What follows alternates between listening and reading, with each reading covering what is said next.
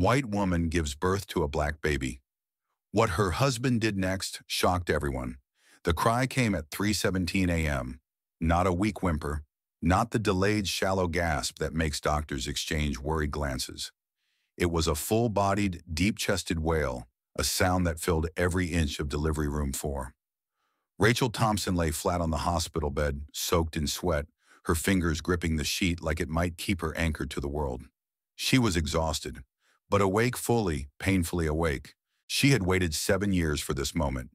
7 years of injections, hormone therapy, IVF cycles, pregnancy losses, whispered prayers in sterile bathrooms, and tear-soaked pillows. Each year a little more hope, each year a little more heartbreak, but now it had all led to this. The baby had arrived, and in that instant the world tilted. The nurse gently placed the newborn on her chest.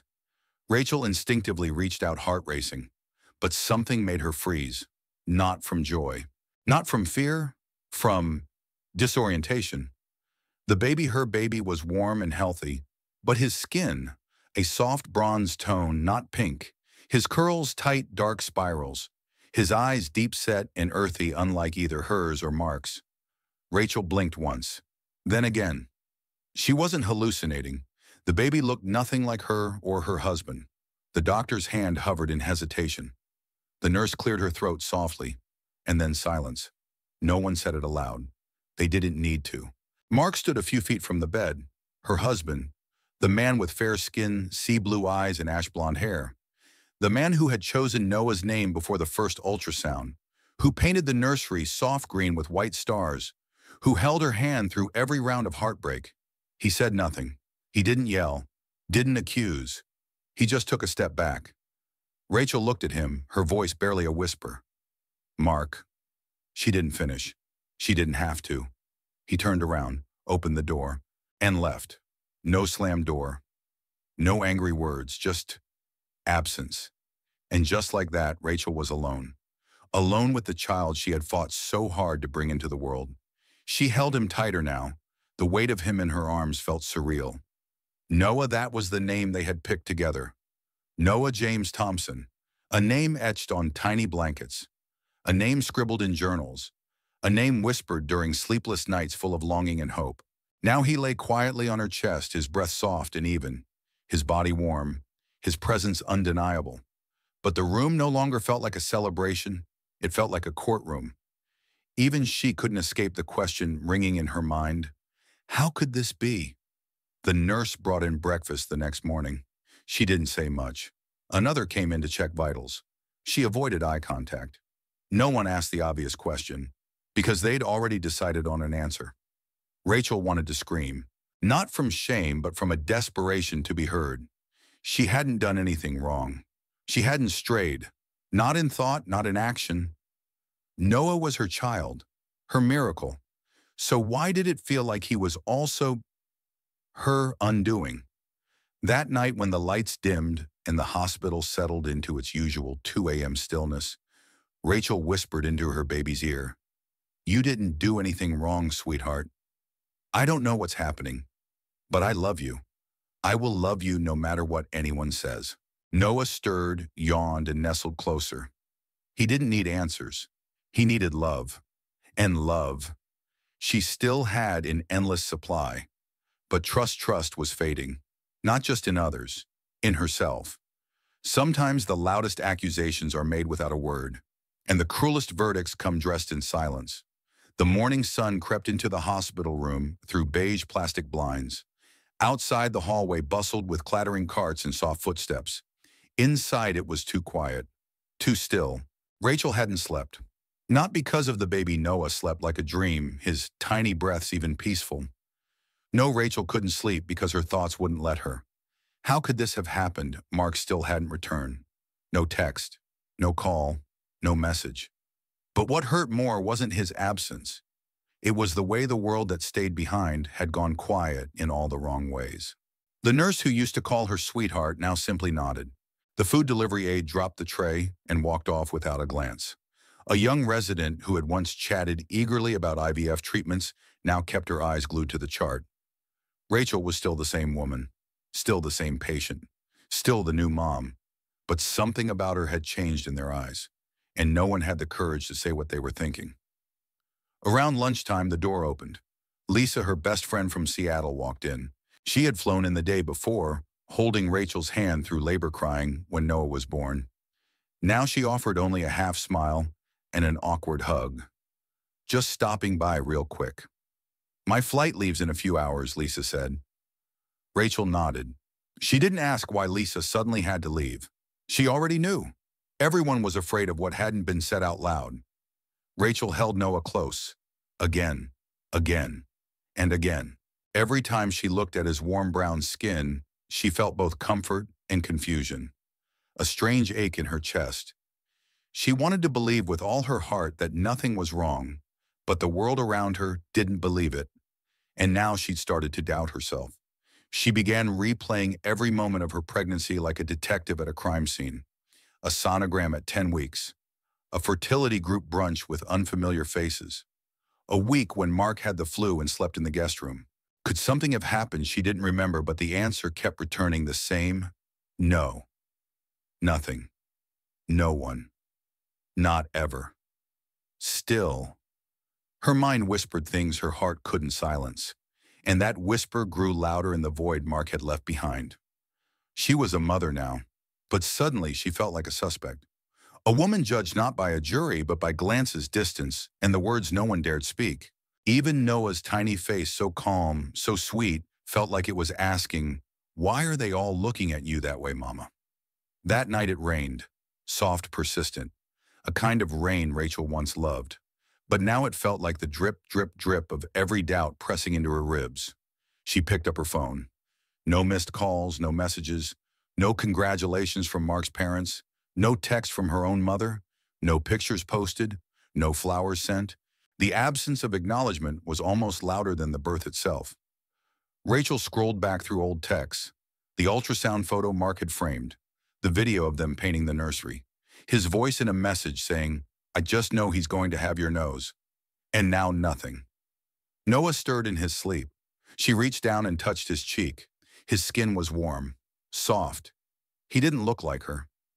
Or Mark. He looked like someone the world didn't expect and refused to accept. The next morning, the head nurse, an older woman with firm eyes and quiet grace, stepped in. She looked at Rachel, then at Noah, and for the first time in days she smiled. It wasn't a big smile, just a small curve of the lips, but it was real. Rachel grasped onto that moment like a drowning person clutches a rope. She asked quietly, "Could there have been a mistake?" During the delivery, a mix-up? The nurse shook her head. "No, ma'am. This hospital doesn't make mistakes like that. But if you need clarity, there's always a DNA test." That night, Rachel didn't sleep again. But this time, it wasn't fear that kept her awake. It was something quieter, firmer, like resolve starting to grow in the cracks. She took out the pregnancy journal she'd kept since the second trimester, the one filled with baby name doodles, doctor visit notes, and late-night cravings. And on a blank page, she wrote, "Today I don't know what's true. But I know this, if you are a miracle, Noah, then no miracle should ever make me afraid. I am not afraid of you. I am afraid of the world. But I will learn how to fight it for you." She kissed Noah's forehead. He didn't need answers. He needed a mother who believed in him. And Rachel, though exhausted, confused, and deeply alone, still believed, even when her belief stood against the weight of silence. Mark came back on the morning of the fourth day, not with flowers, not with an apology. He walked in wearing a wrinkled hoodie, his eyes bloodshot, his hair unwashed, and his hands full. One hand held a sealed manila envelope, the other a new baby onesie still with the tag on. Rachel didn't speak. She didn't flinch. She just looked at him, exhausted, silent, but still the woman who had been waiting. Mark glanced at Noah, curled peacefully in her arms. The boy had grown in just a few days, eyes more alert, cheeks fuller, skin the color of autumn leaves. Mark's gaze lingered longer than before. Then quietly, "Can I hold him?" Rachel hesitated, then nodded.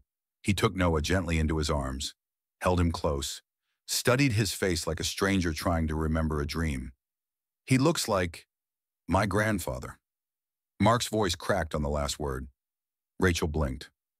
Grandfather. The man she'd only seen in faded photos, the one Mark barely remembered. Mark sat down beside her, opened the envelope, and handed her a printed sheet. A DNA test, rushed, privately ordered, and returned overnight. I needed to know, he whispered. I didn't want to accuse you. I just couldn't breathe. Rachel stared at the paper. Her eyes scanned the bold text. Paternal match 997% biological father, Mark Thompson. She didn't cry, didn't gasp. She just exhaled for the first time in days. Mark continued, voice lower, now steadier. After I got the results, I called Aunt Clara from South Carolina, the family historian. Rachel remembered Clara, the aunt with the cluttered house full of albums and old war letters. Mark kept talking like a man unraveling a rope that had been knotted his whole life. I told her about Noah, about his skin, his hair. I didn't even get to ask a question before she went quiet. Then Clara asked, does he have high cheekbones? A broad forehead, deep eyes? Mark had paused, stunned. Yes. Why? Clara had sighed. And then she told him something no one else ever had. Back in the 1940s, their great-grandfather Samuel Thompson had been a brilliant black man in Louisiana. A poet, a dreamer, a man who had once applied to university with top scores and was denied because of his race.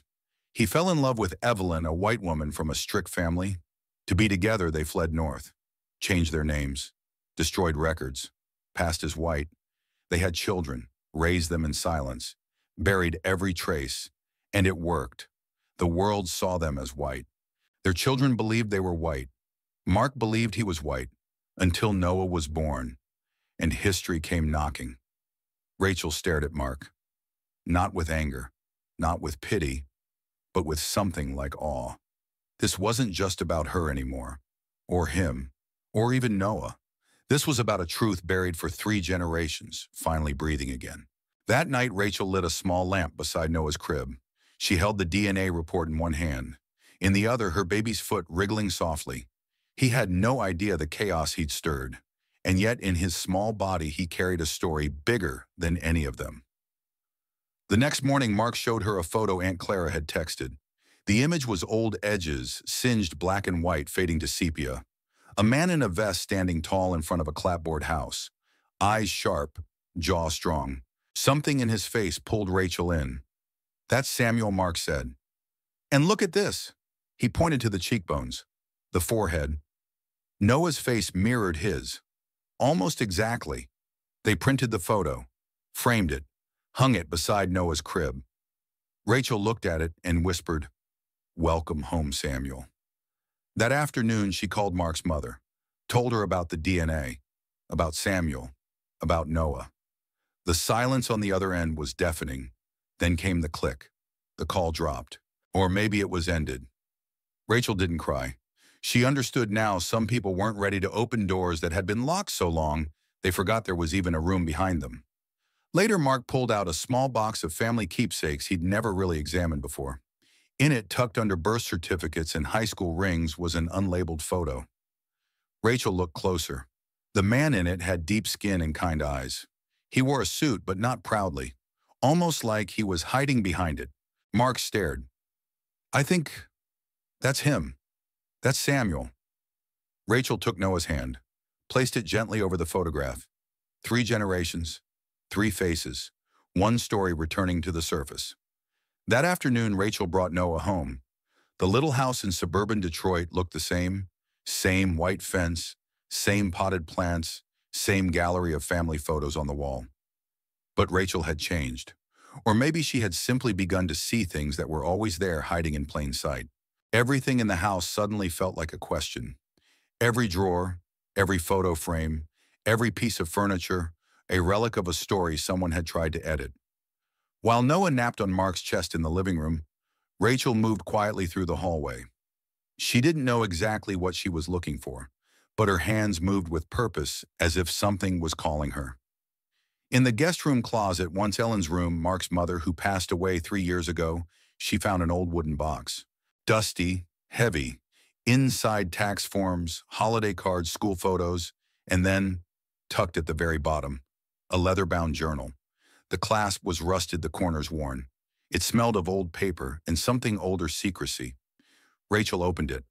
The handwriting was elegant, slanted, definitely Ellen's. The first page read, "If you're reading this, I'm probably gone.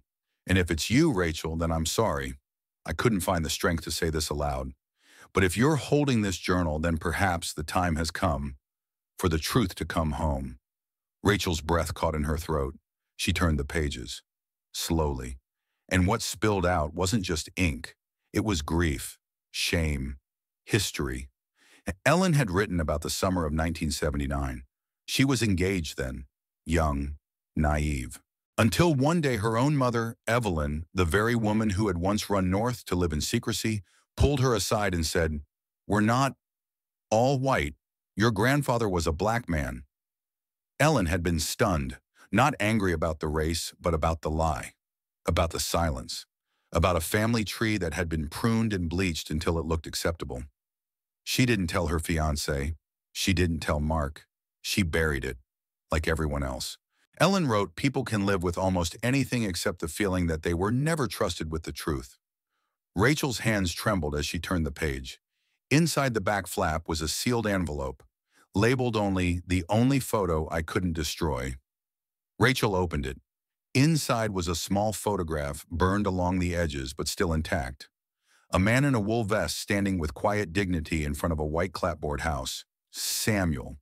The same eyes as Noah, the same cheekbones, the same quiet strength. She stared, not at the clothes or the background, but at the man's face.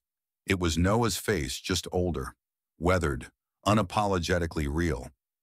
Rachel placed the photo beside Noah's crib, not because it was decorative, but because it was a mirror no one in the family had dared to look into for decades. That night, when Mark returned from the grocery store, Rachel handed him the journal. He read it all, slowly, silently, not a single interruption, not a single tear, until the last page. And then he whispered, she was at war with it, her whole life wasn't. Rachel nodded. She didn't hate where she came from. She just never had permission to remember it. Together they pinned the photo of Samuel on the nursery wall. It hung above the shelf of children's books and lullaby CDs, not out of guilt, not as a confession, but as a beacon, a reminder to themselves and to Noah that identity is never a mistake. It's a story, a long, complicated, messy, beautiful story. And their job now was to tell it truthfully. Later that night, Rachel couldn't sleep.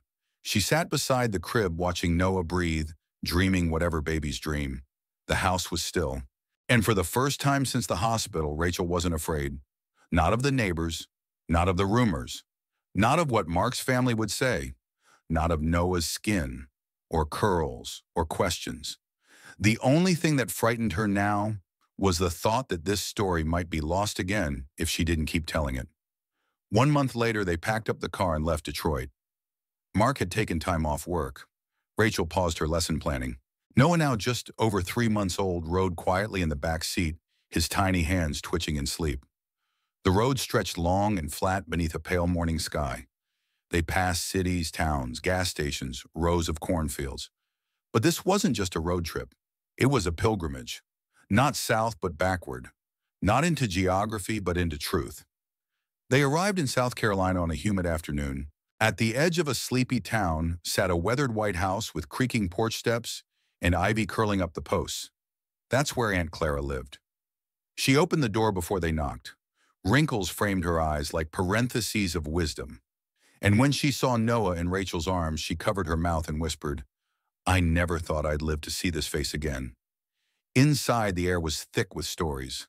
The living room smelled of cedar and old paper. Every corner held framed photos, dusty books and trinkets from lives once lived louder. Clara walked to a wooden chest beneath a shelf. She opened it slowly, like uncovering something sacred.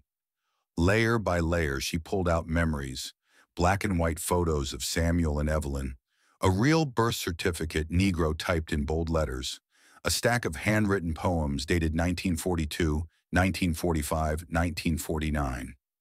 Rachel held one close. The ink was faded, but the words hit hard. To be quiet is to survive. To speak is to be erased. But what of the child born into silence who refuses to whisper? Then Clara handed Rachel a letter. The paper was soft, worn at the edges. He wrote this to his children, but never gave it to them, she said. Rachel unfolded it. Read aloud. If you are reading this, I'm likely long gone. Live full lives even if you must live hidden. But if one day a child is born who carries what we've buried, let the truth rise with him. Don't run from him. He is us returning. Noah cooed softly in Rachel's arms, and the room felt full, not just of people, but of permission. Permission to remember. Permission to reclaim. The next day, Clara took them to a stretch of land just outside town. It used to be a black community once, vibrant now, mostly forgotten. The buildings had crumbled. The church was long gone. But one tree stood tall, an old oak, its bark thick with time. Clara pointed to a carving low on the trunk. Faded but still visible, Samuel T. Mark ran his fingers over the grooves. His throat tightened. He was real, he said. He lived, and they tried to erase him. Rachel whispered, but Noah brought him back. On the drive back to Clara's house, the silence in the car wasn't heavy. It was reverent. No one needed to say what they all felt. They had come full circle, not just to learn, but to witness. That evening, Clara poured them tea. Noah sat on the rug with a wooden spoon, banging it joyfully against the floor. Rachel asked, "Why didn't you tell anyone?" Clara looked out the window. Her voice was gentle but unwavering, because back then we had to choose live or be seen. We chose to live. She turned to face Rachel. But Noah doesn't have to choose. He gets to be both. On their last night, Mark played an old jazz record Clara had kept in pristine condition. Noah bounced in Rachel's arms to the rhythm. It was Louis Armstrong. What a wonderful world. Rachel swayed slowly, her lips brushing the top of Noah's head. They were no longer just parents. They were bridge builders carrying pieces of the past into a future that could finally hold it. 1 year later, on a soft spring afternoon, Rachel and Mark held a naming ceremony for Noah. Not in a church, not under stained glass windows or religious banners. They chose a quiet public park near a lake where the water shimmered like it remembered everything. A tree stood tall at the center, its branches casting wide shade. Under it, they set a small wooden table with nothing but a framed photo of Samuel and a single card that read, "This is not a baptism. This is a declaration." There weren't many guests, just those who mattered family. Aunt Clara, a handful of friends who had stayed when others stepped back, and a few new ones, teachers, neighbors, co-workers who had learned not to judge first but listen. There were no matching outfits, no expensive catering, just folding chairs, lemonade, and quiet anticipation. Noah, now walking and babbling, wore a white cotton shirt sleeves, 2 long curls, wild and untamed. He giggled as he chased a butterfly past his mother's feet. Rachel knelt beside him and picked him up. He settled instantly, head resting in the curve of her shoulder, like he still remembered how it felt to grow inside her. She stepped forward, held her child in one arm and a folded letter in the other. She didn't read from a podium. She simply spoke clear, slow, full of something that wasn't just love, but conviction. To our son Noah, you were born not to apologize for the past, but to bring it back to light. You are not a mistake. You are not a scandal. You are a legacy. And we will never let the world make you feel otherwise. We will not be silent, because silence tried to bury you. And now your voice is ours, and ours is yours. Mark stepped forward next, carrying a second photo frame. Inside, a larger version of Samuel's portrait, the man who was once erased, now placed front and center. Mark's voice didn't waver. Your name is Noah James Thompson, but you also carry the name Samuel in spirit and strength. You look like him, but more than that, you remember him, even if you never met. You are what happens when love tells the truth and refuses to be ashamed of it. There was no applause, just stillness. A sacred kind of silence, the kind that listens, not judges.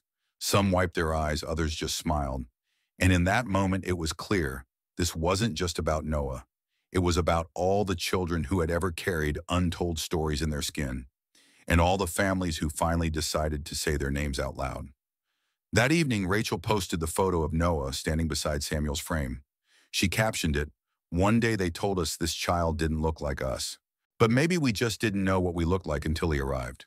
The post went viral. Teachers printed it for classroom lessons. A father in Mississippi wrote, Your story gave me the courage to talk to my own kids. A woman in Canada messaged Rachel, I didn't know how to face my family's silence. Now I do. Mark's memoir, The Child Who Made Me Remember, was picked up by a small publisher. It wasn't a bestseller, but it didn't need to be. It landed in the right hands. People who needed to remember their roots. People who needed permission to ask questions. People who needed to stop running from the mirror. Noah grew. He loved books, jazz records, and jumping into puddles. He learned to say Samuel's name before he could spell his own. And when asked at school why he had two family trees, he simply said, because some trees grow in secret until you water them. Noah was 5 when he asked the question.